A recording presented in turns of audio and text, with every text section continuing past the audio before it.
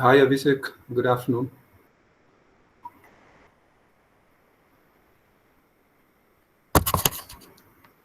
I think you're muted. Please unmute yourself. Good afternoon, everyone. Good afternoon. Good afternoon, ma'am. So, I'll just take a couple of minutes and then we'll over sure. to you. We are coming back. Actually, that's good. So, shall we start? I think. Yes. Yeah. Yes. You should. Thanks, Archana, for joining. So, No, thank you great. for inviting me. Okay, it's a pleasure here. The complete series is going on a different focus, and the team from Angel Works are really working good, bringing in the right people, to fund the ecosystem. Uh, Glad to hear that. Thank you. So, guys, ladies and gentlemen, good afternoon. We have come back after almost 1 month with the program GearUp. We had two wonderful sessions, and the sessions were too good, in terms of catering each startup's problems, and also, was very effective in terms of the content and reshaping your kind of problems that see in your operations and all that. So this program has been sponsored by the nodal agency Startup Odisha, and it has been partnered for the knowledge with AngelWorks. And I think we are making right use of the sponsorship from Startup Odisha having on AngelWorks with us. And I request all of you, please participate the maximum possible. Convey your problems. Try to at least the clues and the lines that can repair your current issues that you see in your startups, and then we can see how to make more on that. So I put it over to Abhishek to take it forward, introducing Archana because he knows better than me. So thank you, Abhishek. It's over to you, please. Thanks, Mr. Patnaik. Welcome, ma'am. Welcome to have you here. And today's session is for 2 hours, where the first 30 minutes for your masterclass, and then the rest will be for the question and answer session, where startups will be questioning you on the subject. So, welcome you, ma'am. So, Archana Jahagirdar, ma'am, is the managing partner of Rukam Capital, and over to you, ma'am. Thank you.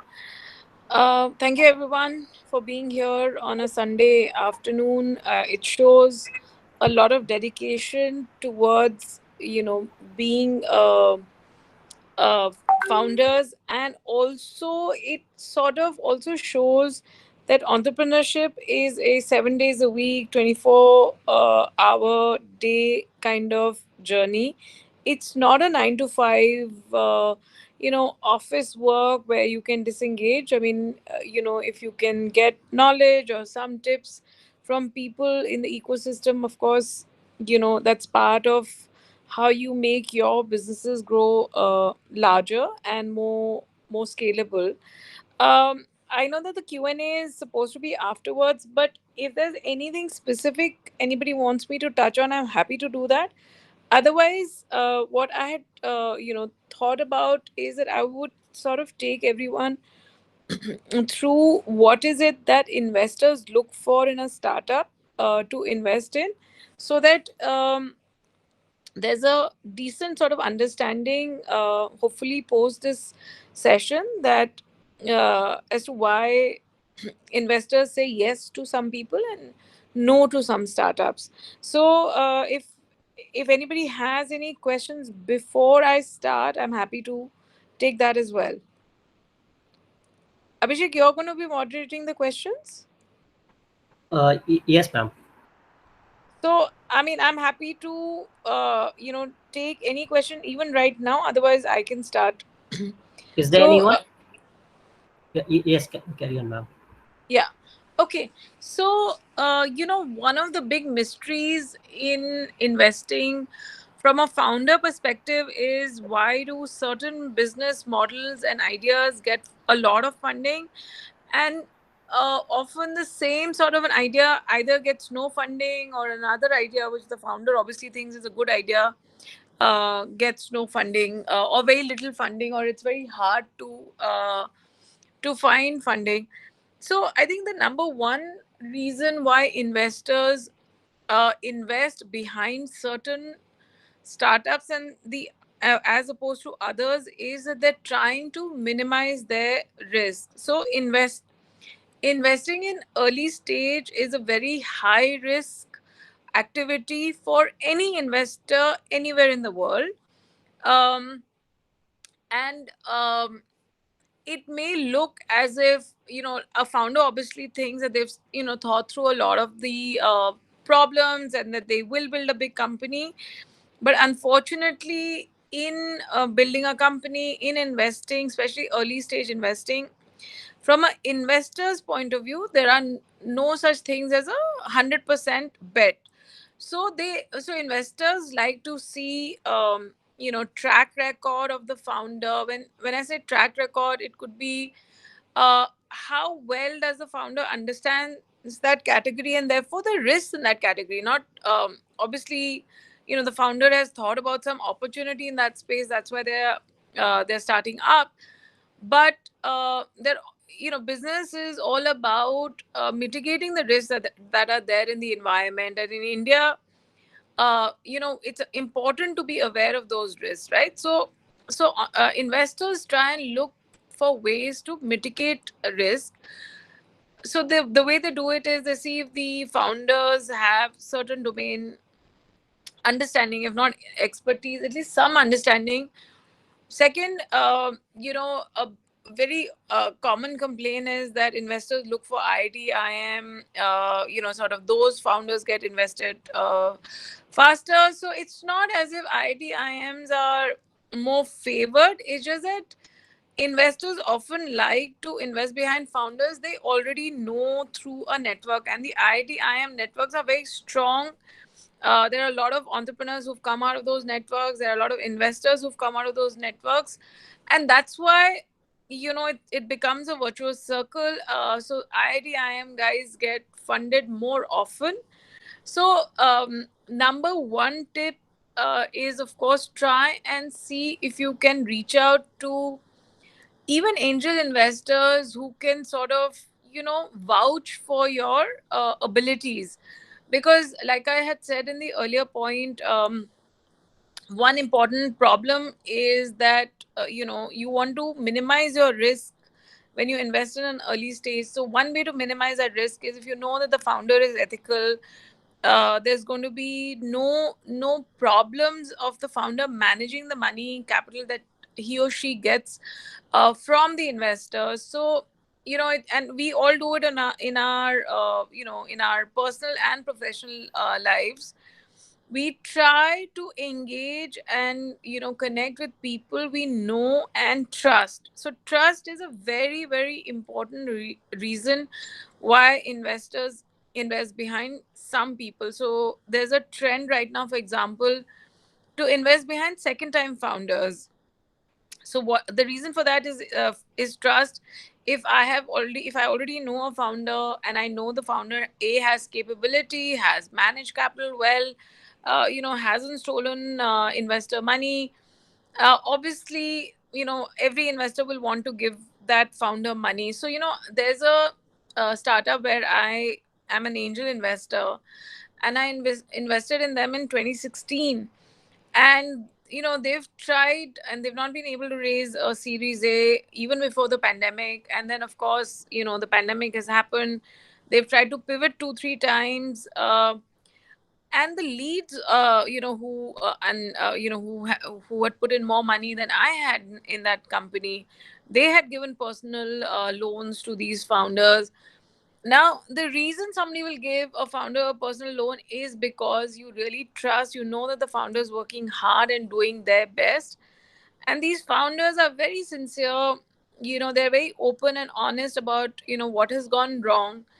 And I can tell you that if they start something else, I will consider that startup very, very, those founders seriously in a new startup, because I know that they were ethical, they worked hard, they did their best, and they reached a point and they were in a category. And sometimes like a category just explodes, and as an investor, as a founder, you have no way of knowing that that's going to happen. And then some business models get more money and yours may not get money, and therefore you're not able to grow that company.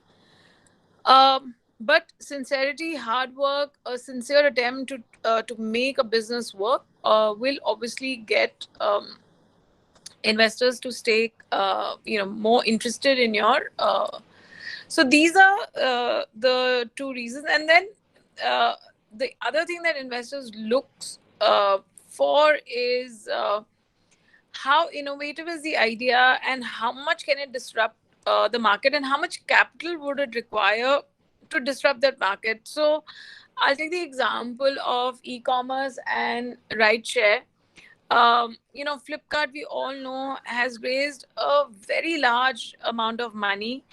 And because they were able to and they were the first, so the first mover advantage is evident in a startup like Flipkart. They were able to therefore raise a lot. The founders, of course, were good at execution, so they executed really well. And the company grew from strength to strength. And even after Amazon entered India, and Flipkart was modeled on Amazon. And if you read Sachin and Binny Bansal's early interviews, they honestly say that they worked in Amazon in the US and they wanted to create the same thing in India. And they were able to create value. They were able to build something large. Now there were a lot of other e-commerce players that came into being around or after Flipkart, but they were not able to raise the same amount of money, or if they were not able to execute at the same level. So in tech especially, there is a saying called winner takes it all.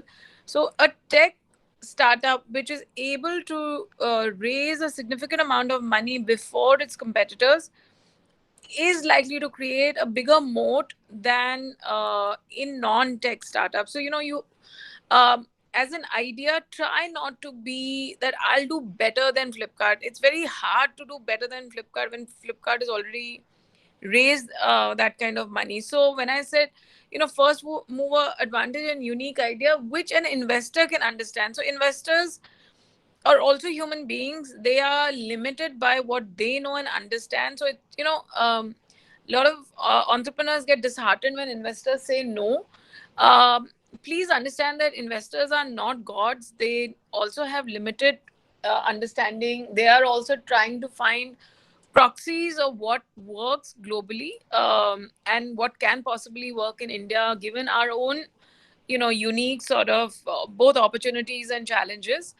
So if you come up with a unique idea which an investor can understand and therefore can see the potential, you will be able to raise money fairly quickly. If you're trying to improve on an existing player, so like I said, Flipkart was there was lots of other e-commerce players that came into play, but they were not able to either grow or execute the way Flipkart was able to do, again for a variety of reasons. I mean, we could go into specifics of what happened with each one. um, then the other way, then to if you still think that a e-com or a platform play is possible, then you think differently the way Nika did.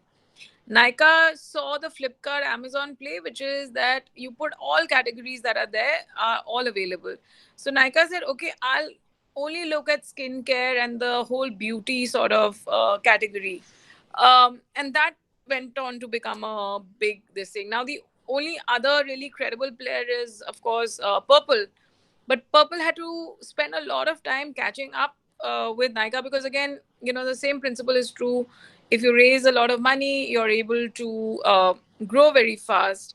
It's unlikely there'll be a third player. Now, in beauty, there are a lot of founders who are trying to build either clean beauty platforms. Again, they're trying to be even more niche than, say, what Nika started with.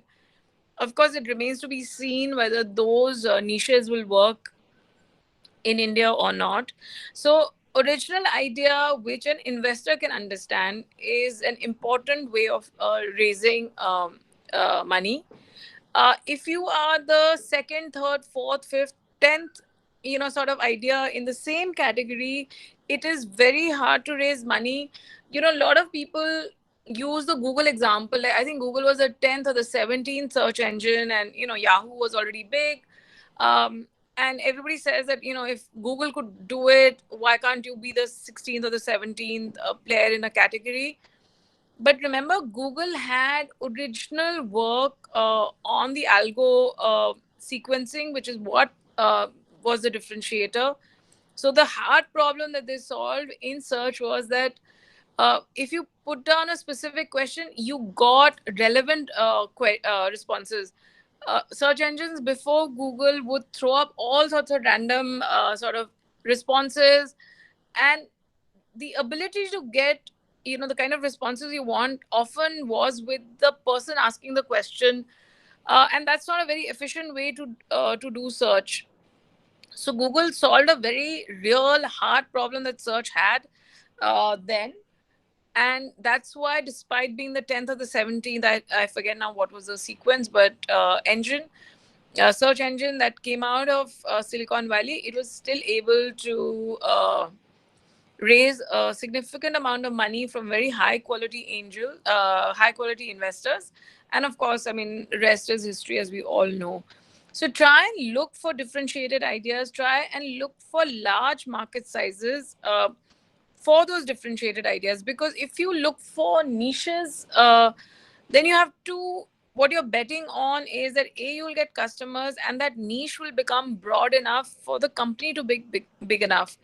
So all investors who are financial investors need a idea which is scalable and which scales really fast, because you want to be, if it's a new idea, for example, the way Flipkart was for India, you don't want either Amazon to come in and basically then outspend what Flipkart could afford to spend, or all the time and money you spend in educating the customer, which the first mover advantage that startup gets also suffers, that you may have to spend money and time educating the customer. So you don't want your competitor to come and get all the advantage of all the money and all the hard work you've done, which is why it's important to move fast in the other piece. Like I said, I mean, investors are human beings. They don't necessarily know everything. And, if an investor says no, or if all investors say no, that still doesn't mean that it's a bad idea or a good idea. I mean, I think the best way to know if a business is a good idea is if you've got enough customers for that business. I mean, investors are fallible, customers are infallible. Is should be the thumb rule for knowing whether your idea is workable or not. Second context I want to give and share with everyone is that, in context to the kind of startup activity we are seeing in India, we are still not deploying the kind of capital that this kind of startup energy that we are seeing requires. So if you look at more mature markets like the US or China, there's a lot more investor capital available for a variety of reasons. So it's not commensurate over here in India, the kind of investor capital that should be available compared to the kind of startup energy. And of course, I mean, the most important in all of this is that customers' money is much more important, and it's a better way to grow your business than investor money. Third, and the final thing of understanding why a investor says yes or no, is that not all businesses are scalable to the point and size that investors need to be able to get a return. So, all investors invest, especially institutional investors, which means all the venture capital funds invest because they have to return that capital with profit, just as if you were to put that money in, let's say, public markets equities. So, therefore, they will invest behind only those ideas and companies which scale fast, and therefore which is able to return capital to the investors. Ideas which don't have scale, proportionate scale, will not see any investor interest. That doesn't, however, mean that it won't have customer interest or customer demand. So you can build a pretty decent lifestyle business where you get a good EBITDA sort of margin, and you get, you can live very, very comfortably, and make a name for yourself without having raised, external capital. So external capital is not a validation of your idea, or whether it'll succeed or it won't succeed.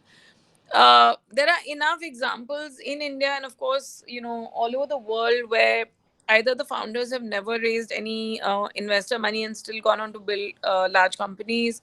There are enough great ideas where people have built, medium-sized companies, and been personally become very wealthy as promoters of those companies and ideas. So there are enough examples of that as well. And then, of course, enough examples of founders who raised a large amount of investor money and still failed.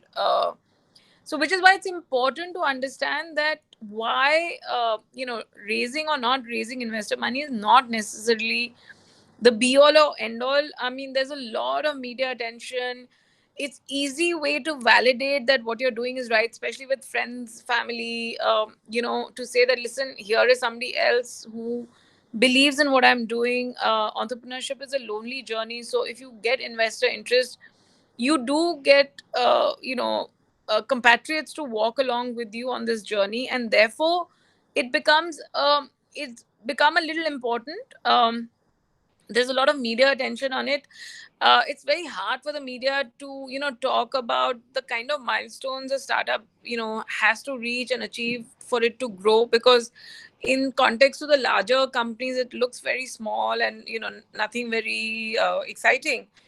And therefore, the fundraise news has become all important. But please remember that it is by no means a marker for either success or survival of a startup. It's one of the many tools that are useful, but not 100% necessary for growth. A lot of entrepreneurs get very disheartened when they hear no from investors. But please don't get disheartened, because, like I'm saying again, it's not anyway a reflection on what you're trying to build. um, since we are speaking, specifically, you guys are all from one region, so remember, there could be problems that you could be solving for your state, which may or may not be relevant at the same size and scale, say pan India, or let's say, all of east of India or all of north of India. But India is such an interesting market, because, our states are also, there's enough depth from a market perspective to build, like I said, a profitable business. So focus on your strengths. Don't try and copy others for the sake of copying. If fundraising is a very, very important personal sort of, milestone that, some founders feel, then take the time, make the time and effort to understand what you need to do to be able to raise capital. Don't go into it blindly. Don't expect to just show up and expect that, there will be money. It doesn't happen like that anywhere in the world. I mean, it's not a specific problem in context to just India. So study like you would, like, if your goal in life was to get into IIT, you would have studied for the JEE exam. So similarly, if your goal is to get a certain kind of investor on your cap table, then make the effort to understand how and why that investor will come on board. um, and ultimately, the last thing I would say as my closing comments is that focus on your business, making it profitable. All businesses ultimately exist to be a profit making initiative. Don't confuse a not for profit entity with a for profit entity. Profit is the reason why businesses exist. To achieve profit, you have to offer a product or a service to a predefined customer base. It could be B2B, it could be B2G, it could be B2C. But there has to be a product or a service for which you should have customers who are willing to pay you enough for your cost plus profit. Don't shy away from profit. Profit is not a bad word, especially if you are setting out to be an entrepreneur. um, of course, the question is that there should not be unfair trade practices and there should not be unfair practices towards employees. But businesses exist to make profit. Investors are in it to get a financial return. So please understand that these are the underlying reasons why people do all of this.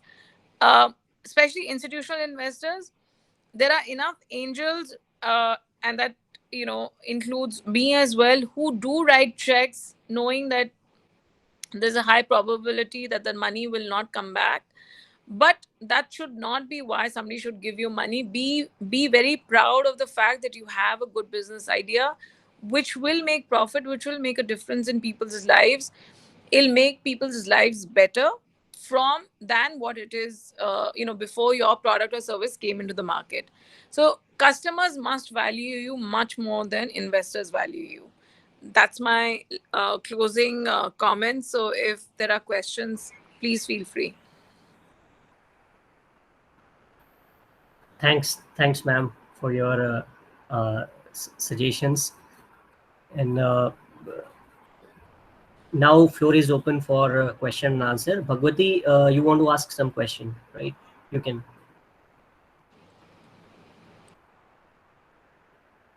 And I just want to say, if English is not the first language, I'm happy to answer in Hindi. So if everybody can ask questions in Hindi, and I'm happy to answer them in Hindi as well. Okay. Someone asking about the hiccups in investments. What hiccups? Is there a specific question or? Yes, it's a specific question. Yes, you can ask your question. The floor is open for everyone. You can raise your hand and just ask your question to the speaker.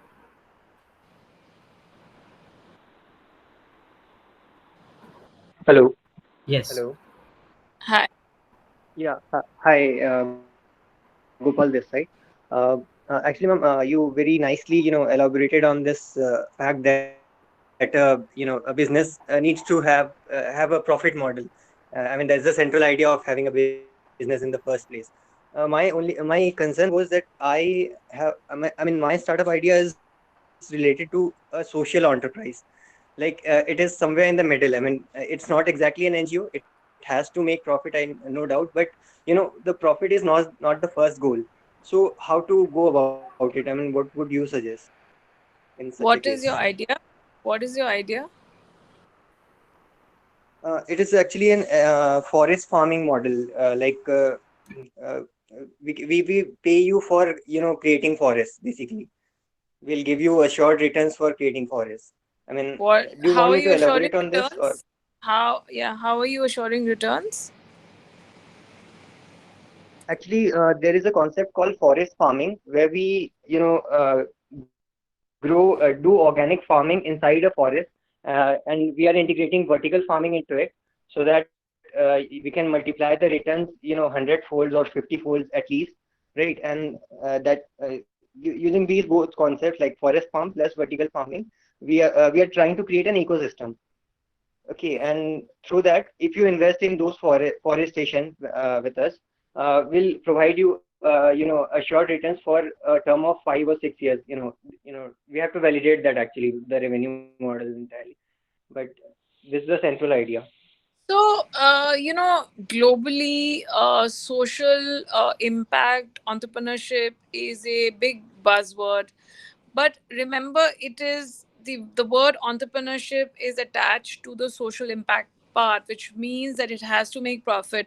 See, for many, many years, the NGO model was there globally. Why did this social impact entrepreneurship model, why has that emerged more and more? There are funds globally and in India who are investing behind social impact entrepreneurs. And the reason for that is that, see, think about it like this. if you have to be out every, say, 6 months or 2 months to get grant money, you're still beholden to somebody else who's making that money, right? Somebody has to make that money to give it to you or to an NGO, right? Otherwise, like, how does that money Right. get created, right? I mean, that somebody has to create that capital, right? Now, the reason social impact entrepreneurship has become so front and center, and that's why funds have emerged globally to support it, is that all ideas do have the possibility of generating reasonable return and revenue, because there are different kind of consumers that exist, right? Like, let's say there's a consumer who is so particular about the kind of soil or vertical farming, let's say in a, socially, ecologically important sort of zone, and maybe they'll pay a premium for it. Maybe this will be a premium sort of price product, uh, and therefore it'll Yes, have a smaller exactly. number of customers, but it'll have customers. And the more you're able to get the kind of gross margin where you can pay your employees a fair wage, you can pay your vendors a fair wage, and still continue to be able to invest back in the business, isn't that a better outcome uh, for you, for everybody concerned? You don't have to keep waiting for somebody to give you a donation. It's the difference between, knowing how to do things with your own hands, right? I mean, you look at any country which has become big, it has become big because on the back of the entrepreneurship of its people. So I think your idea has the potential of becoming big, as long as you're able to figure out what should be your cogs, what should be your gross margins, and who your customer is.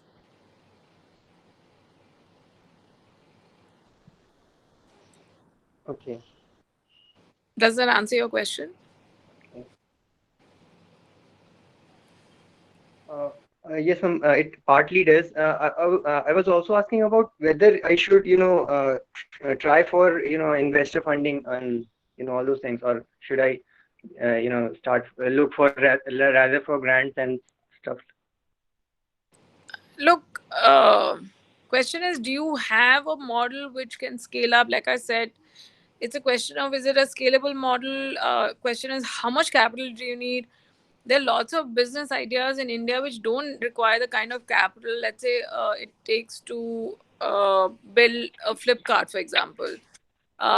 So if you have a business idea that doesn't require too much money, and can you set it up with internal accruals as your business grows, and if you have enough gross margin, so it's it's about the business plan you also create. And like I had mentioned, not all business ideas are fundable by investors.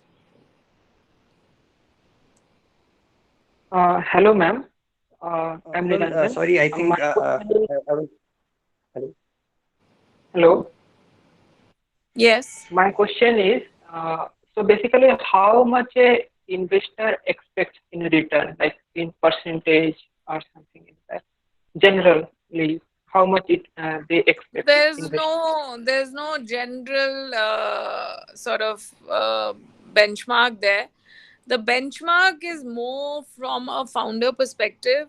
So again, like I said, when you think of a business idea, especially today, because it's a little bit more mature now in India, how when it comes to startups, think about roughly what kind of money you may need for the next 2 3 years.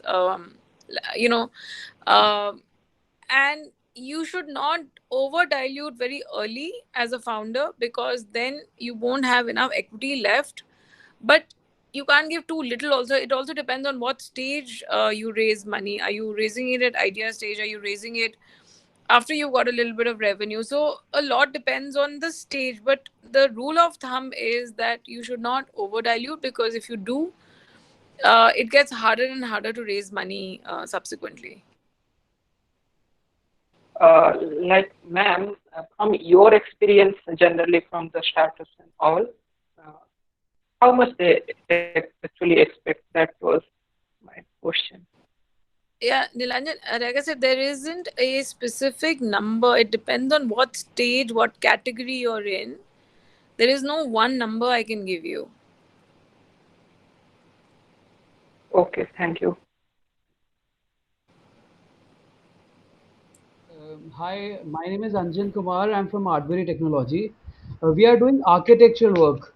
So the problem which I often get when I go to investor is this is more of a wow factor thing.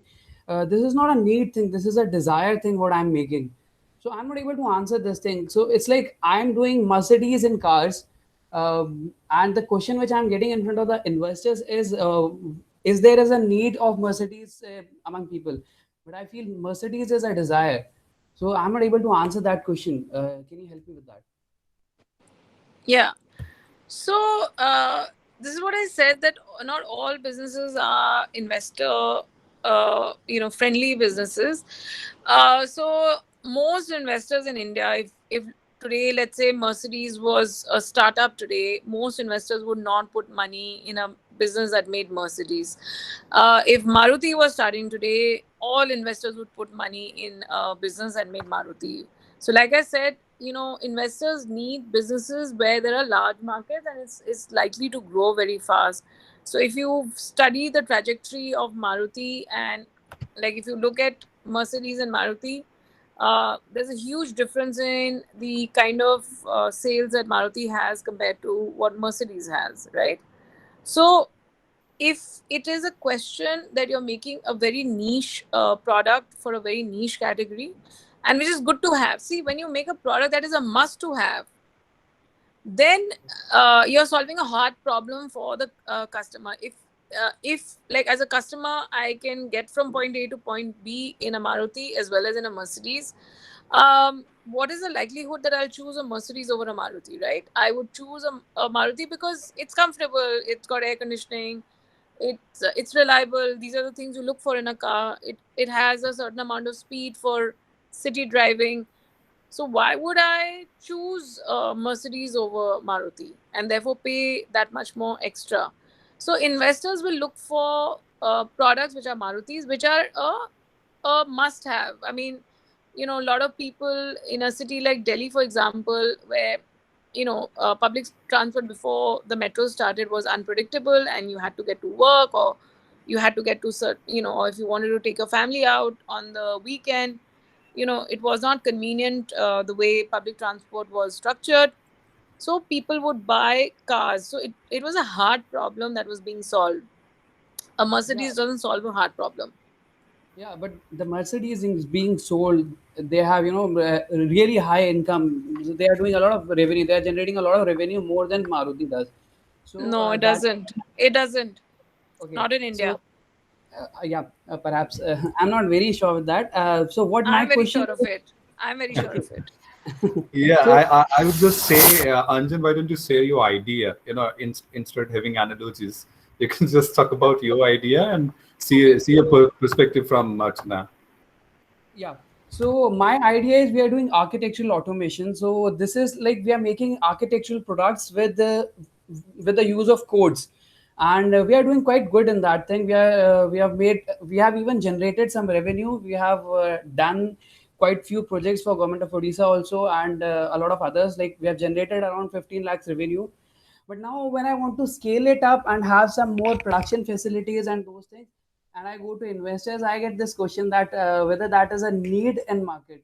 That is not a need in market, but that is a wow factor which everyone, I mean, a lot of people are looking for. So No, like, that's not true. See, the biggest disservice a founder will do is if you believe that you know better than the customers. You have to talk to your customers, understand from them if they're giving you revenue, which is why I said the customer's revenue is more important than invest. See, investors will always follow a company which is getting customers' money. But because you got investors' money doesn't mean that customers will come to you. no, customers are there. I'm looking for investors now. Like I have No, but customers if right you've now got customers, why do you want investors? to scale it up. I have No, invest. I why have aren't you getting customers. enough business from your customers? I have got some business. I mean, without starting it, I have raised around 25 lakhs. Sorry, 15 lakhs revenue, and I have a production facility of 25 lakhs right now. But what I think this as a market is, I can scale it up more and sell it more. So that is what So I why think. don't you sell it more? So then do sell it more, right? But production is less. I mean, I think I can scale the production so that I can sell more. This is what I personally believe. No, see, what you have to understand is, see, entrepreneurship is about being pragmatic. Pragmatism is not to hold on to one idea and say, कि भैया, I believe it, तो होगा. Entrepreneurship is to know कि customer किसके लिए. See, if you have a really, a really differentiated idea which you're saying will solve a hard problem, customer आपको advance देगा so that your manufacturing costs are defrayed. And we see this time and again with, Yes, manufacturing cost is decreased. Even in my business, what we are sorry. doing, the way we are producing it, the manufacturing cost is very competitive than which is available in the market. So the only difference is the products which we are making, specifically those products, those are not available and manufactured in Indian market. Those are manufactured, basically those are imported from Europe and sold at a very high cost margin. When we manufacture that in India, we are making cutting edge things, same beauty. I think that is more wow. That is giving more wow factor to a But architectural your site. your your customer should see that, right? That's the point I'm making. See, customer is never wrong. Investors often very wrong. So Yes. investor saying no, it could be the investor doesn't understand what your business is. But that doesn't matter as much. What matters is if your customer thinks that it is that all that you're saying it is, customer should be lining up outside your door and saying कि भैया That तुम is तो what is सस्ते में दे रहे happening. हो. Huh? Actually, right now, that is what is happening. I have 4 orders, and I'm not able to do 4 of them all So together. let them give you advance. No, that's what I'm saying. When you're solving a hard problem, people will give you money. It is see, if the problem that you're solving is really critical, people will give you money. The customer will give you money. See, like I So understood. my only thing is, see, don't get disheartened. And don't get fixated that investors should give you money. See, it's not, when an investor manages money, it's not उसका घर का पैसा नहीं होता है. There are Right. checks and balances. The investor has to understand that business. Different investors have different theses that they want to back. Like I said, these theses are based on the most probable outcome of success. So Right. all Right. ideas will not get investor funding. You must accept that because there's not that much capital available in India compared to the entrepreneurial activity and energy that is there in India. So the best thing is that if 5 of your customers are so convinced, tell them to give you an advance now. Let that cover your cost. I'm getting advances as well. We get advance, but that advance is used in buying the raw materials and everything. That is true, and that is how we have made the production facility of So 25 that's lakhs the right way to now. grow for you. Don't wait for investors to come to you. Wait for the So customer to come to you. yeah, That so answers it's my kind question. of he's making some product which is competitive, and even he's getting the advance from the customers in doing it. And I was very close in with his first few orders, and it is happening. And the customers are preaching his product, getting similar segment people into their space. Things are happening, but even Anjan, you don't assume like this. If your product is not, if your business is not been invested by investor, you are not going to be successful. It's even not the right thing. Yeah, Yeah. so it may be a different Don't wait for investors' validation. Investors don't yeah. know everything. They're not gods. So maybe That at a scale, Anjan, I would say he just wanted to make some experiencing station. I mean, spaces where people come and see on AR and VR that this could be realized. And in the next door, he is having the realization at a very low cost, competing throughout the world. So for that experiencing station kind of thing, he needs something, but it Yeah, can yeah, be but it's bootstrapped one again. step at a time, right? It's one Yeah, step yeah. at a time. I mean, So at businesses any are point not of built scale up, overnight. so right, at any right. point of scale up, you may see the investors maybe also showing interest in you. Yeah, There's but a don't scale get of success will. disheartened if you're not getting investor interest right now. I'm Yeah. not pardon. I'm just I had a question. So this was a question what I was getting repeatedly. So I thought I should ask you that. I So mean, that's a beautiful No, case study. investors, I'm saying again and again, see, investors are not the last word on any business. right, Yeah. Investors get it wrong all the time. right, right. So, All So I right. think it's a good story to work with. You can definitely, we can find out what business model works and how can you go to the niche that you're expecting. you And should see, like I had mentioned at the beginning of my talk, try and see who are the people who invest in this kind of categories, because again, all investors will, so lot of founders also make this they'll bombard all investors. So like for example, I don't invest in B2B businesses, right? So no matter how much you reach out to me, it's something I don't do at all, right? So find out who are the top, let's say 5 or 10 investors in your category. Try Right, right. and get them to at least hear you out as to what is it that you're trying to build, even if, and I would say do it without any expectation. Hear their feedback, see if there's anything worthwhile they're saying about your business model, not your business idea but business model. uh, Right. and see if there's anything that you can keep in touch. Often just the act of keeping in touch, so no investor says no forever also. So something that is no today can be a yes tomorrow from an investor, if the investor sees certain growth, certain sort of and as the investor also spends more time with you, the investor will understand better as to what is it that you're trying to build, and maybe couldn't understand it the first time and understood it later. Right, right. So it's also about investing time in a relationship with investors. It's not that you pick up the phone and next minute there'll be a check that'll be cut for you. Right, right, right. That answers my question. Thank you so much. Sure. You're Hi, welcome. madam. Thanks. Shitanshu, now you can ask your question. Yeah, hi Archana. Good afternoon, one and all Good. present here. Uh, in fact, I'm Sitangshu Misra. I'm the founder of Job School Apogee CTS LLP. We have been into operations since last 3.5 years and more. Around you can say like 3 years, 7 months as of now. So like since our inception, we have been bootstrapping and we were never interested in taking investment because of like the guidance that we like got from our mentors, those who have been like there with us since the inception. So now that we want to scale up, and let me highlight upon the ideas I have been asked. Like we have been trying to bridge the gap in between industry academia.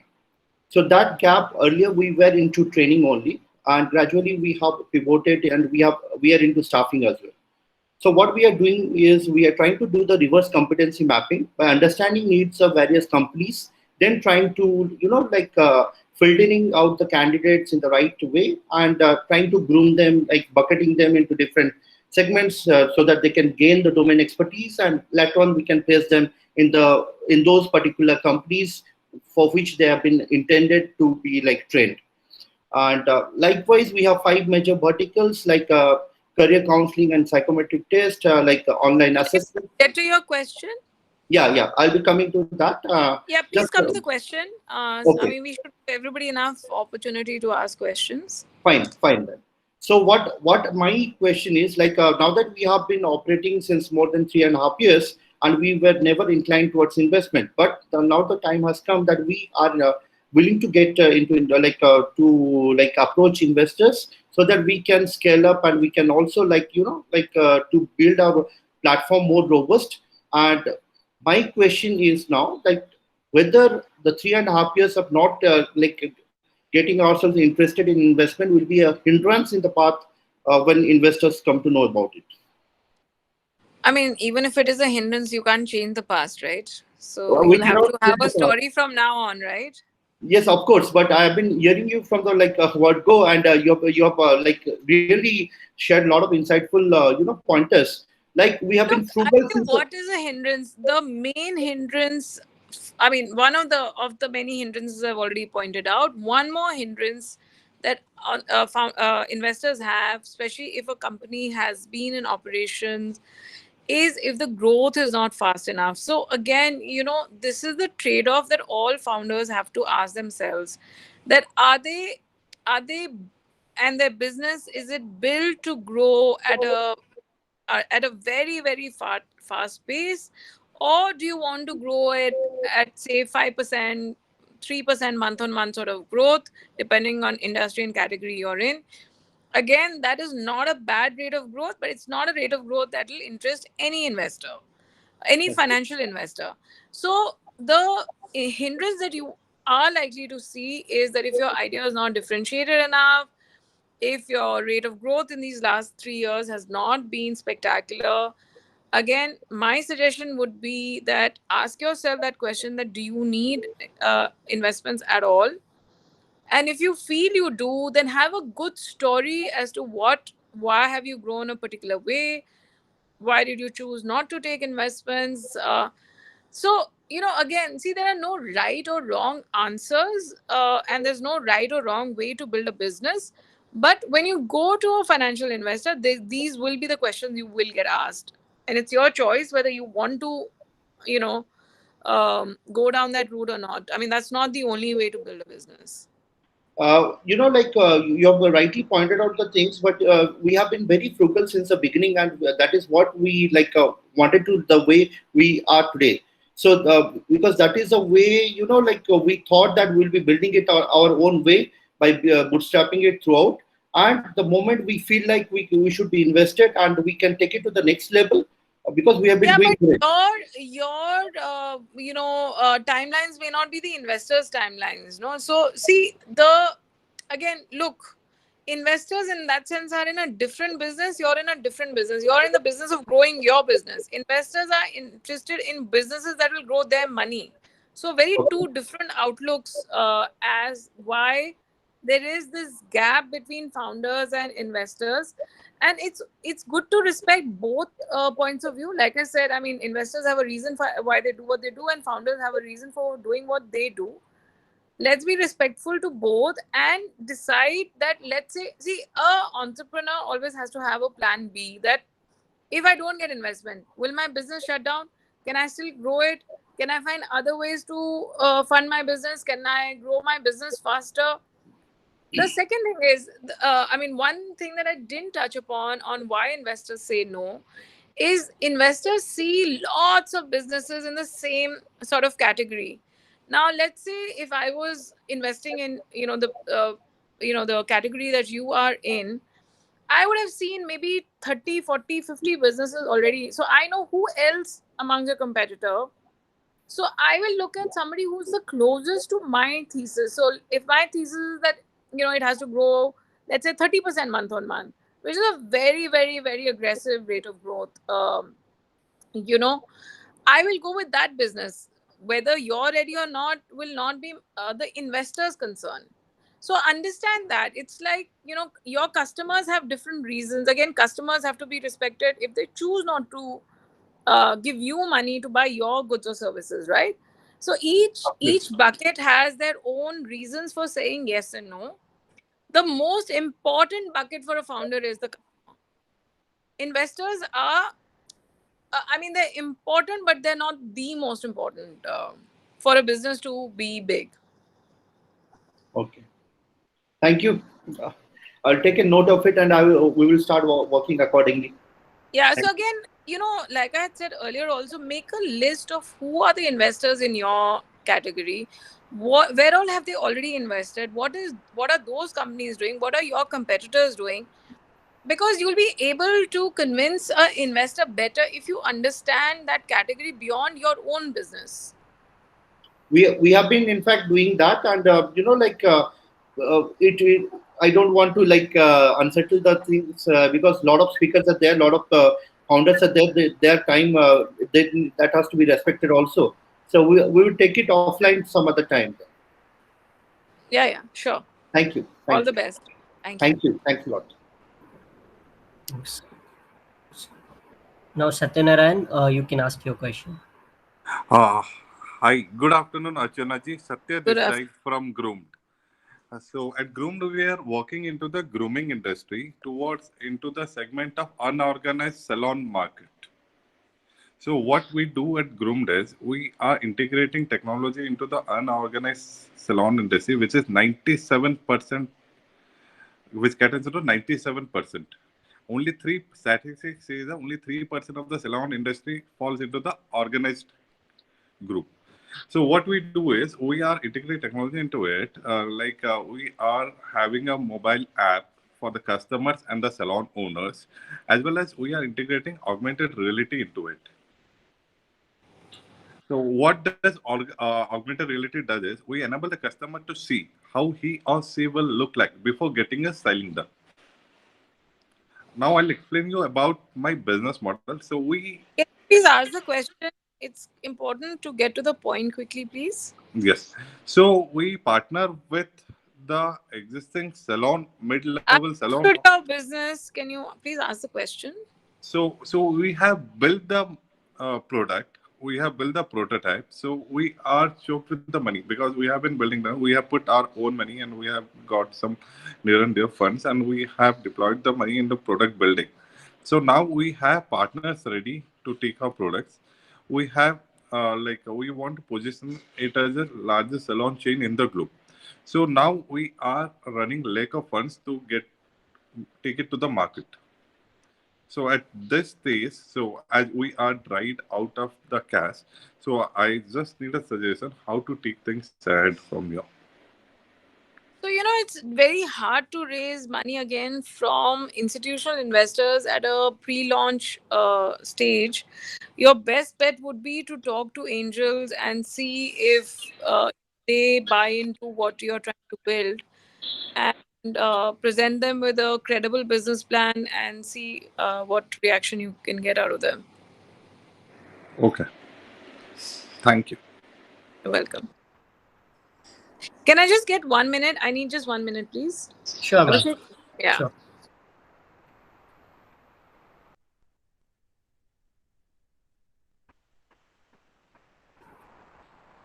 Guys, I would request everyone, if you really want to ask your questions, first of all, define what exactly you are doing in your space, and what is the pain point that you're looking and that you're getting, and how and just ask what exactly you want to ask, right?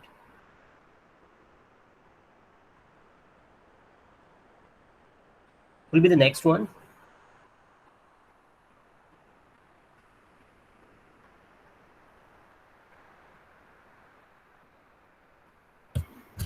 I believe almost all of you should, kind of see and know, ask and know, like what kind of worries you have regarding investment and what stage you are, and what is the next go for your preparation for investment. Right. So I assume all of you to ask, with respect to your business idea.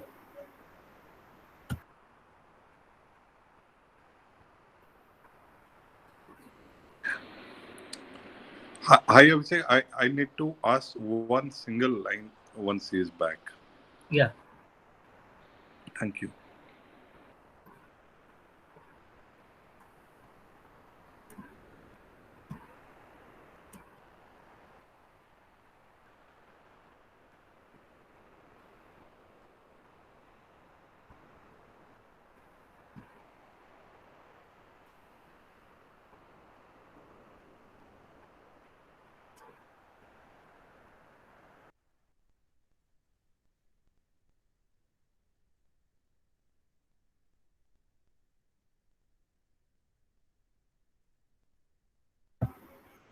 Abhinash, what's your farm's name?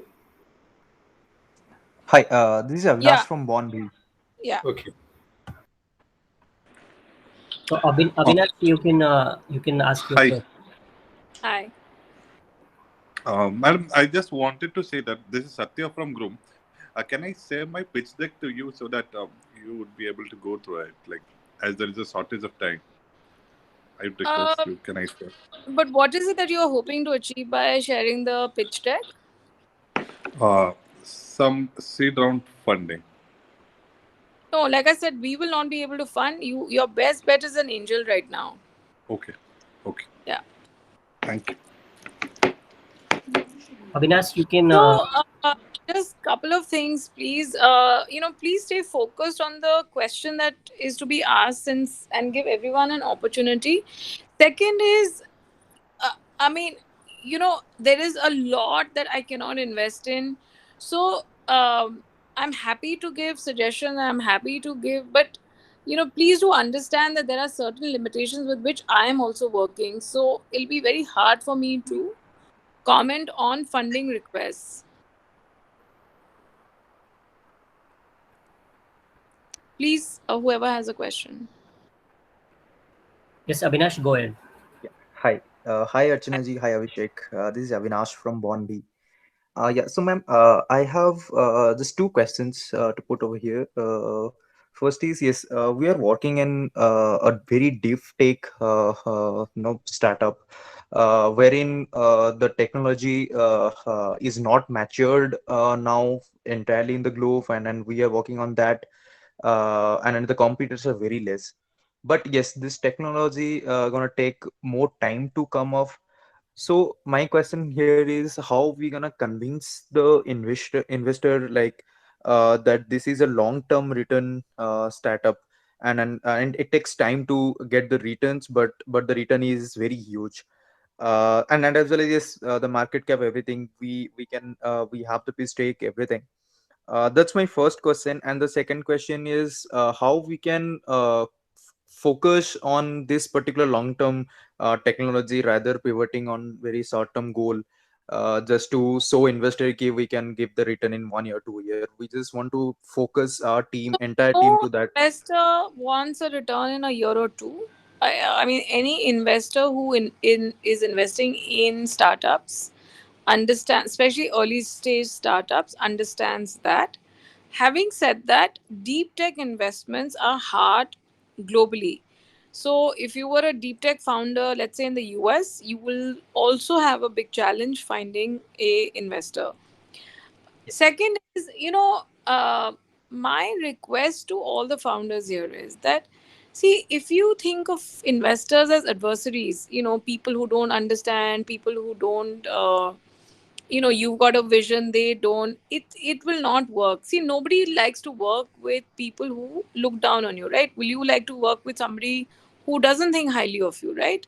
So two people or two organizations work together because they see a common goal and a common upside, and therefore they're willing to share the downside that could possibly come from it. So again, my request to everyone is that, look, don't chase investors. Investors are people who will also look for the best possible way to deploy their capital. Now, for an investor to share your vision, again, find people who are already interested in deep tech. Second is, even those people who are interested in deep tech may not, again, either understand or feel the same way about what you're building the way you feel about it. So, again, it's okay. It's not the end of the world. If there is a lack of capital to build a business, uh, my suggestion is then look for grants at that time. But if grants are also difficult to come by, then ask yourself that question: can you sustain yourself? See, one thing about being a founder is, and it's a very important character trait for a founder, is the ability to take risk. Because somebody has decided to be a founder, it doesn't mean that everything else will come on a platter. To be a founder means nothing is going to come easily, because you're trying to build something which doesn't exist. So things will be difficult. If there is a, if you have people who are financially dependent on you, if there is nobody who can either help you or assist you in any way to get that sort of capital, ask yourself that question: that is this the right time? Should you work somewhere for a few years, save up the money, and then become a founder?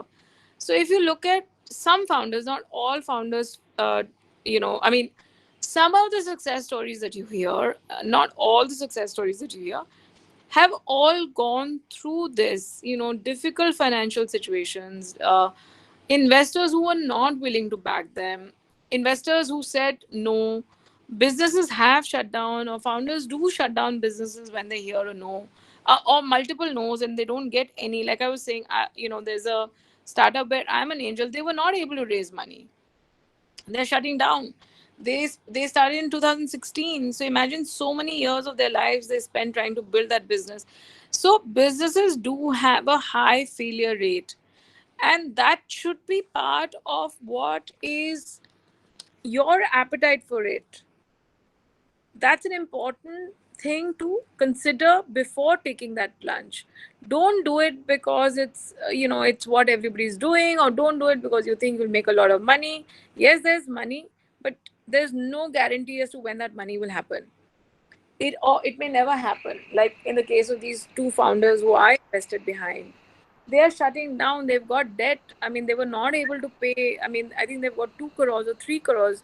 So they're going to now borrow money to pay that 2 3 crores, because these are liabilities that the company has. And some of those are statutory liabilities, so that has to be paid off. uh, so it's a very big risk. So don't be an entrepreneur if you're not, to some extent, mentally prepared for it. Hopefully it may not be the way it'll play out, but it can also play out. So I'll tell you, like edtech, till as recently as maybe 2 or 3 years ago, I mean, edtech founders just could not raise money.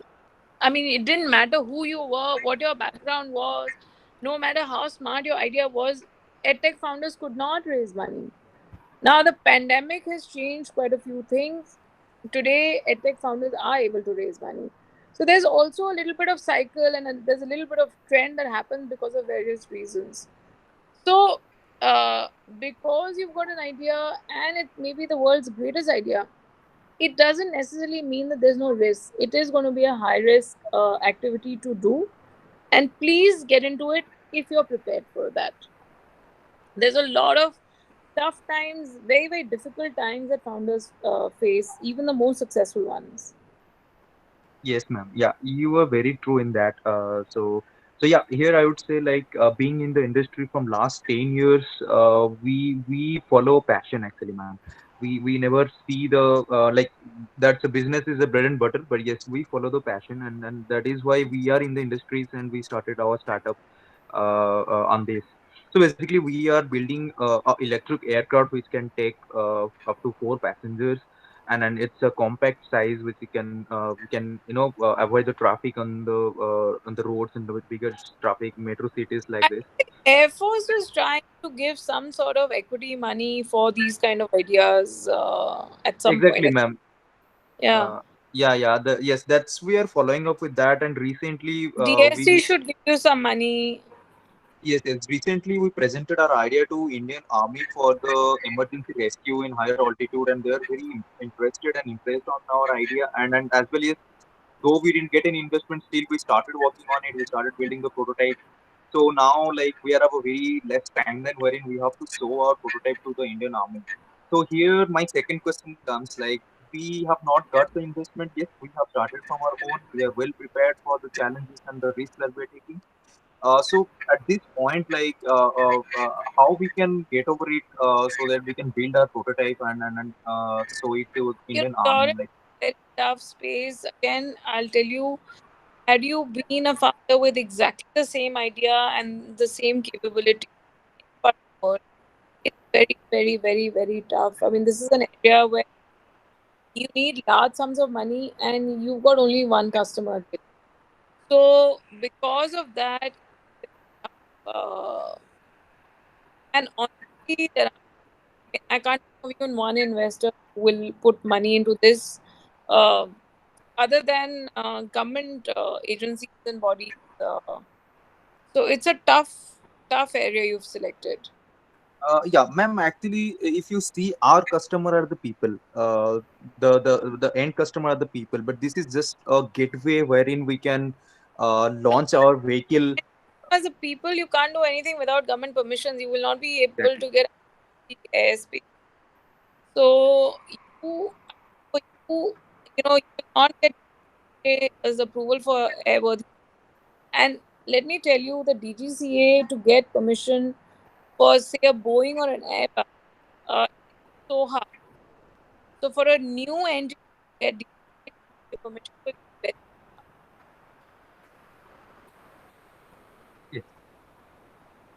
I think they're even struggling for that. The complete forum has written DGCA to flexi No, you the kind can't. of. Boeing and Airbus, I mean, those planes are already flying.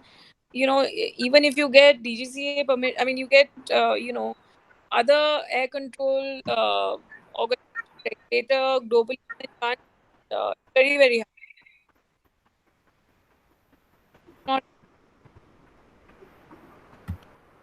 Yeah, ma'am, unfortunately, I'm not I. able to hear you. I mean, the only thing I can think of, which again, a lot of, like especially in something like your space, which is so tough.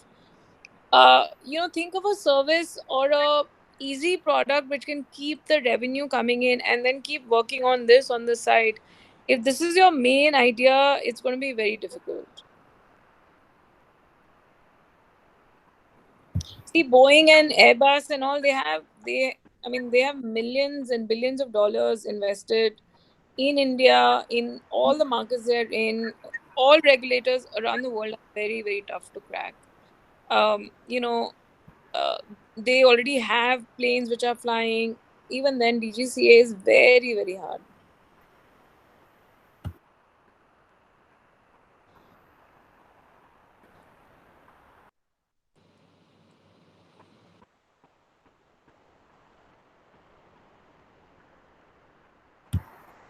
Can we have the next question? I guess Saurav is the next one. Saurav Padi. Saurabh just got disconnected, maybe network glitch. Okay.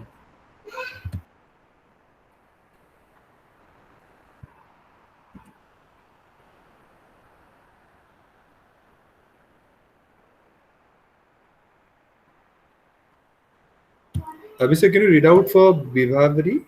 What's it's written? Yeah, just a minute. Very yes.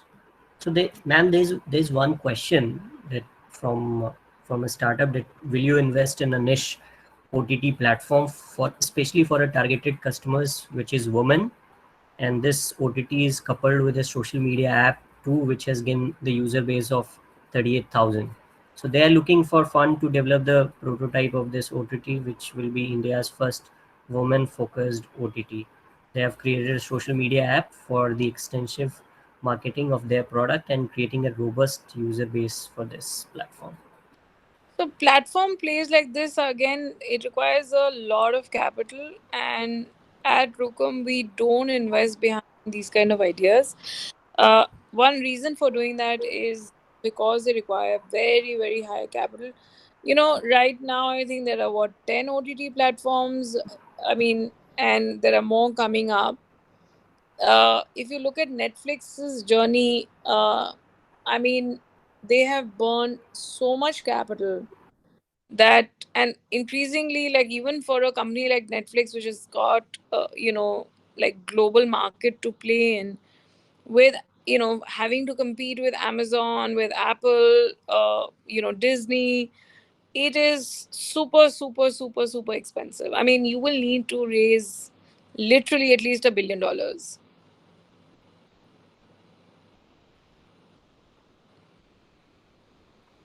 Okay, so what could be the say for her, like how she should be starting, because she's just at a ideation kind of thing.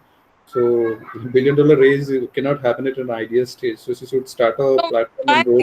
see, see, again, it's not my place to say what should a founder be doing, but this is what I was trying to say, that are these businesses which you can fund till an investor comes. Now OTT is so expensive. I mean, it's a platform play. So why is it so hard to displace an existing platform? Because it requires a lot to get both sides of the platform working. So you need to get enough users and you need high quality content, and both are very hard to do. And honestly, I don't have an answer as to what she could possibly do now to reach a point where she could raise a lot of money. I don't know. I mean, I've never done an OTT myself, so I don't know. I've invested in one as an angel in it's a content platform, and again, founders had a tough time raising money.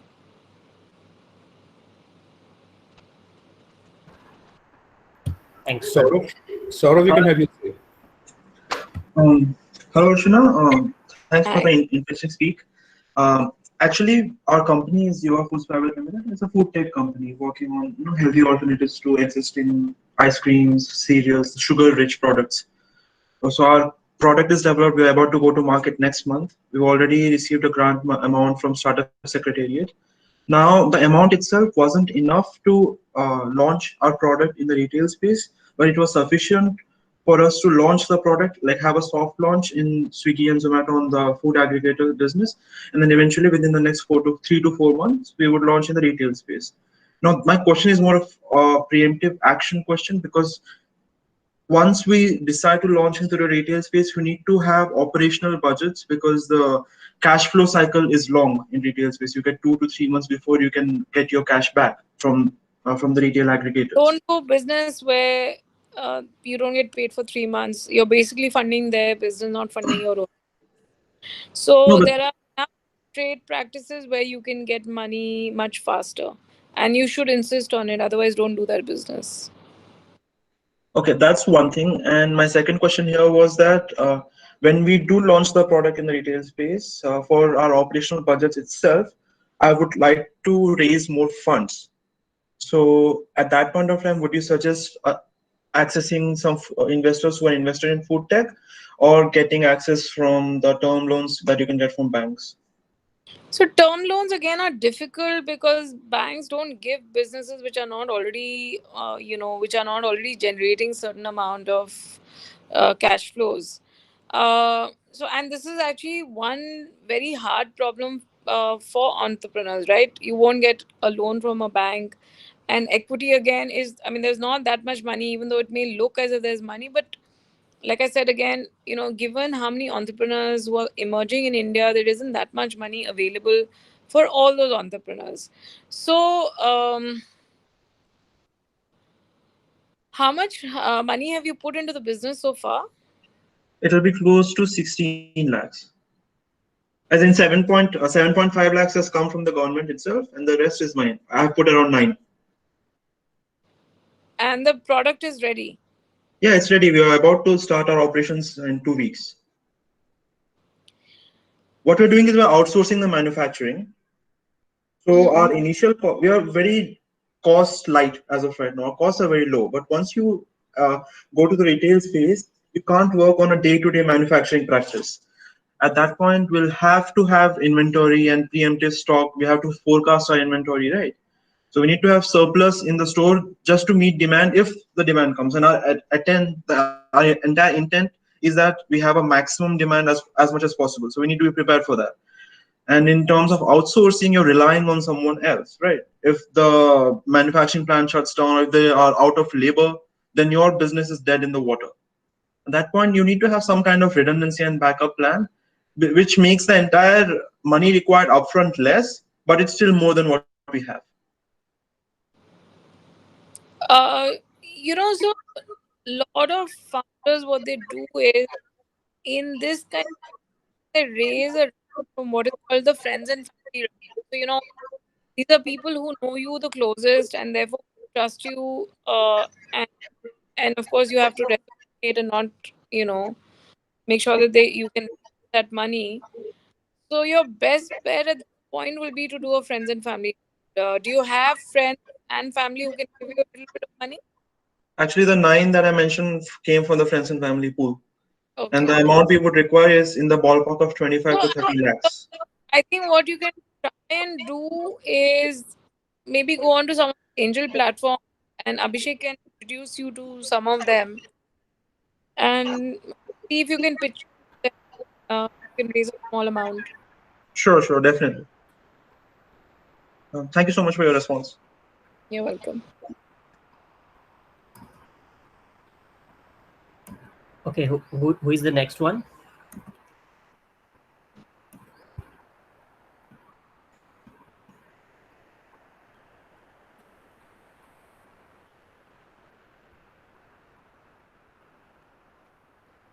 Satyabrata. Satyabrata, now you can ask your question.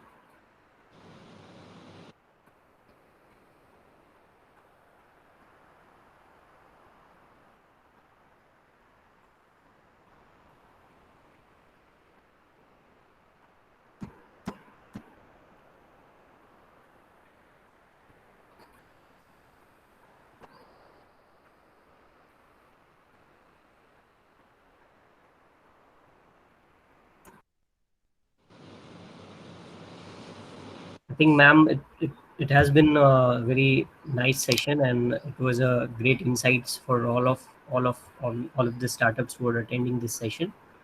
So And I'll just quickly wrap up by just saying that please don't get disheartened if you don't raise money. Uh, sometimes it's okay to step back, take a breather, maybe get a job for a short time, save a little money, come back to it again. Just don't get disheartened. It is tough, it's lonely to be a founder. But you became a founder because you wanted to build something that you had a vision for. So the best way to get an investor is where you're able to communicate your vision so that you get partners who are willing to work with you and take the risk. So, Archana, how about this Shark Tank coming India, and this ad in Sony Leave that Shark Tank is coming India, and what is it? It's Indian investors who have taken Indian a investors. from there. Yes. Yeah, Yeah. it'll be Indian investors will be. Okay. Okay. Great. So I So, mean, yeah, you guys can send your decks in and see if any of those investors are willing to. So in the American edition of Shark Tank, there was a founder who presented there, and he could not raise money from any of the sharks who were on that panel that day. His company was bought by Amazon. It's called Ring. It's a dog which has tech behind it. And today that founder sits as a shark in the Shark Tank from as a guest shark. So which is why I keep saying don't worry if an investor isn't able to understand. So this founder continued to build, and if you listen to the stories of all the sharks who are there in the American Shark Tank, a lot of them have come from great poverty. They've not all come from money or wealth, but the number one job of an entrepreneur is to solve problems, including their own. So, if one of your pain points is how do I raise money, then try and study it, try and understand it, and you will be able to solve for it. It's not an impossible problem to solve. what are the lookout in Indian version of this Shark Tank, like in the first version, first edition that you're going to have? I have Any no idea. specifics by now? No. No idea.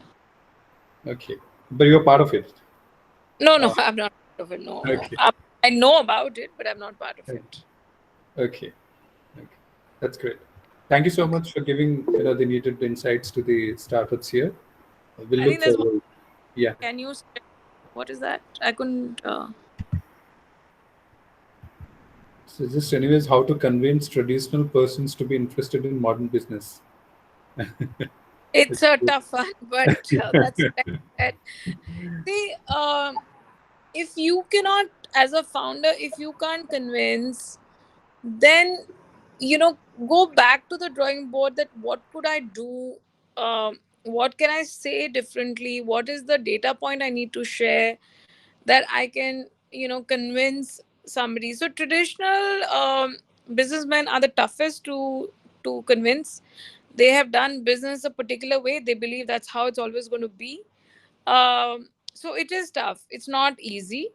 But like I said, I mean, the job of a founder is to solve problems, including, your own problems.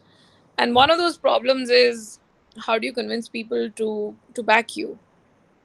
I think if somebody doesn't understand your product, you should be letting him, the beauty of your business model also, because product hardly does anything in return.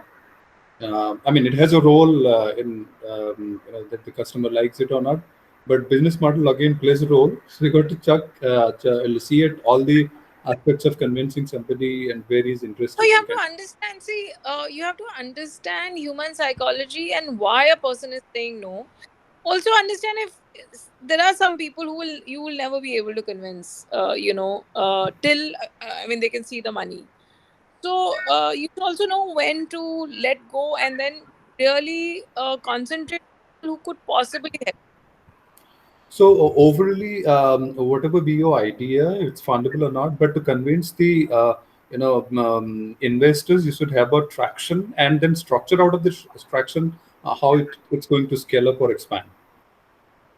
All investors ultimately back the founder more than the idea, more than which is why I Definitely. was saying build relationships that will last you a long way, uh, to get investments, to get people, to get team members, to get hire people. All of these are hard problems for a startup.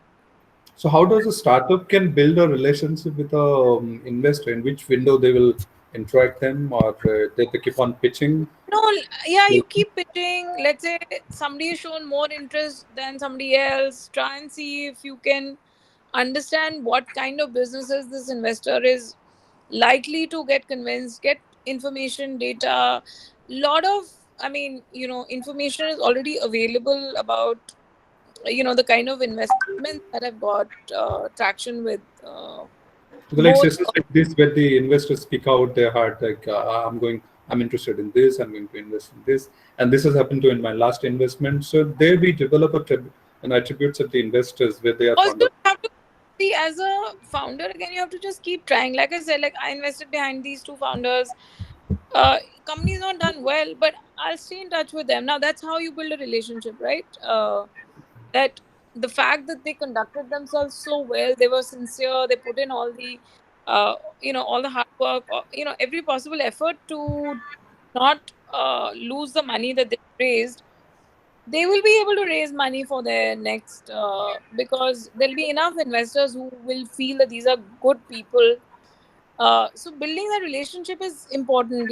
Pitching helps because it helps you put you in front of investors. You'll get some feedback. Some will be worth listening to. Some you should just ignore. So again, to know which one to ignore and what to listen to is, the skill that you need to have. Then if somebody's given you some really good ideas, try reaching out to them and see if they'll talk to you offline, and how much of your idea they could understand or they were willing to engage with. So these are, I mean, it's a bit time consuming. Yeah. In IIT IIMs, I mean, one reason why the IIT IIM alumni gets funded is because uh, a lot of IIT IIM guys will reach out to their alumni and do and cold call and say, "Oh, look, I have this idea.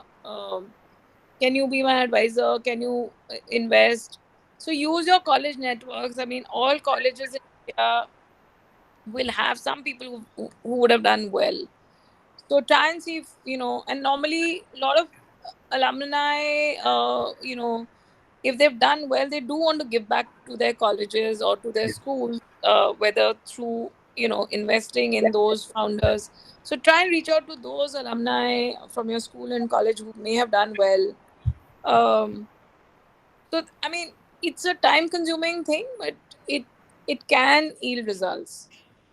So that's kind of a take home for me for as an incubator is that to prepare a plan B, looking at if you're yeah. And, I mean, life and business never goes according to any plan. Yeah. So, like so many founders would have had so many plans, and then COVID happened. And then everybody thought, okay, first wave is done, now we're back. Then second wave has happened. So, plan B is very, very important. Know when it's not working out. Like I said, time, money, energy, everything is required. So, if there is a pressing need for money at home because some family member needs support, it's okay to step back, take up a job so that you're able to fulfill your responsibilities, save a little bit if you can, build relationships even if you're in a job at that point, and then come back as a founder. it's not necessarily that because you started today, it'll see its full sort of life. I mean, things happen, all kinds of things can happen in life. So it's okay. You can always go back to it. But then build on all of these things. Try and understand what businesses are working, why do they work. Read up. Try and speak to founders and see if they'll give you time to understand why did their businesses work. So when you have transactions with the co-founders, you talk about the business model. It appreciate you the business model. But have you do you also look at a plan B of the business model? If it doesn't, then what kind of? We look Uh, at plans all the time. No business goes according to plan. okay. So when you tick out for a investment, like I'll invest on this. So in the during the due diligence also you look for something alternative that could save you money sometime, or from the very beginning, or you just you know I mean, you hope that it'll work out. I mean, that's why you put money. Otherwise, you won't put money. But point is that life and business really goes according to plan. So it's, you see, founders have to have a lot of resilience. Founders have to have the ability to keep producing rabbits out of their hats, because things don't go to plan. So as an investor too, you have to, sometimes, and even in bigger companies, Nokia, when Nokia started as a company, they used to make gumboots. I mean, who would have thought? I mean, Nokia's investors would have never imagined that one day they'll be making mobile phones, or it'll be a high tech company. So companies evolve, businesses evolve, and they have to, otherwise they die. If you don't evolve with time, it'll die. So it's a question of constantly, which is why I mean, being an entrepreneur is such a hustle, because you have to constantly keep trying.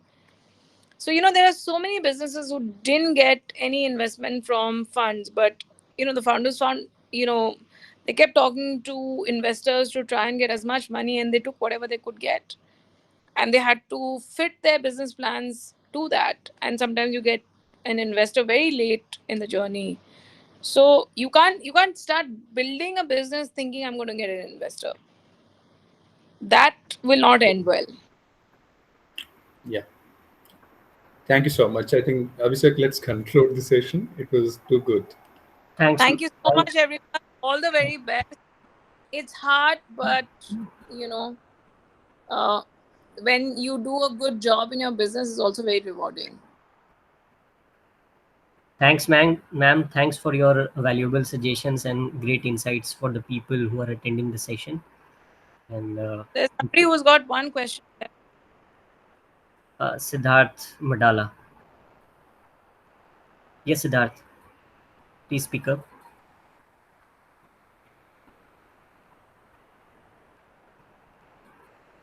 I think he's asking what will be the best platform to get R&D started. So I would say DST is your best bet at this stage. Abhishek, you can connect him to DST. Sure, ma'am. I can. So DST, DPIIT, Invest India, these are the platforms I think you should reach out to, and Abhishek can help you connect to all of them. And Yeah, like kind of a seed. There are a lot of people got to reach out to the incubators to get in through Nidhi SS from DST, and now we are coming up with India, Startup India seed fund also, which would be up to 10 lakhs or 15 lakhs kind of that. yeah, So but you got he'll to need keep it that. than that. So the thing is that DST, I mean, many years ago, I don't know if they still have it. They had a program with Lockheed Martin. Now, Lockheed Martin, could be a potential. And at one point, I think Airbus had also started an acceleration program. I don't know if it's still there or not. But these are the companies who are in the business, who will understand what you're building and your technology, and will therefore understand the kind of capital required. In your case, because very very technical what you're doing, you should only go to those places where people understand what you're building, and how much capital it requires. This is not a small capital game. You will not be able to do it with a few lakhs here and there. And like I said, there was, I think Air Force had some program that they were trying to, but also remember, the more you deal with big corporates, government, it takes much longer. So it will not happen overnight. It's not as if you'll get, if you apply today, you'll get either the grant or anything tomorrow. So be prepared for that. Sure, sure, ma'am. Okay. Thank you, Thank you. Thanks to have you here, ma'am. everyone. Thank you so much. Thank you, everyone. Have a good Thanks, day. everyone. The next session is on 29th, and with Vinay Kothari from he's a founder of Godesi, and the topic would be just a minute. That is buying behavior and pricing strategy. So I think you guys have to start working on this, on what sort of buying behavior you are applying in your venture, what is the pricing strategy that you have applied, and whatever sort of information you're looking from this relevant topic. I think you should go ahead. So And I would suggest invariant of what product and what model you're following now. Please speak it out, because you have been doing this and you have planned to do this for a couple of years next or forever. So please speak out and get an expert suggestion on that. Yes. You cannot just sigh out and keep listening and develop analogies with respect to others' idea and business model. Whether you've been in the platform, you just speak out, get to write straight away, what's possible, what's not for yourself. That's always appreciable. Yes, correct, So correct. somebody You you should. always see in all the sessions, the expert is not in a hurry to leave the platform. So like we had a question, she found it and she is answering that. So please be very active and give your say, like we know the topic next is like, what is the pricing strategy, what are you buying, kind of things. So you please see your business and ideas with in perspective of that. Keep some questions sorted, learn from others, but put your questions also. Okay. So that's what the minimum we can do from any of the sessions is that, as we know pre-hand, I'll put the Abhishek, if we are frozen, then we'll put the complete fixture to the participants. Yes, we can. Okay. So today after the session, we'll put the complete fixture till August 10th. What is going to happen? Who is going to discuss on what? So when we come to this session, please have a perspective of the expert with respect to your idea. Come prepared with that. Have one or two questions, please. Otherwise, the taxpayers' money is in hell.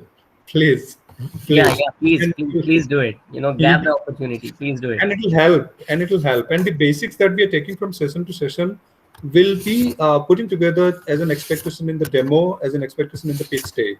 So if we are not learning anything, if we are not asking anything, not changing our models and ideas and plans with respect to the perspective of the experts,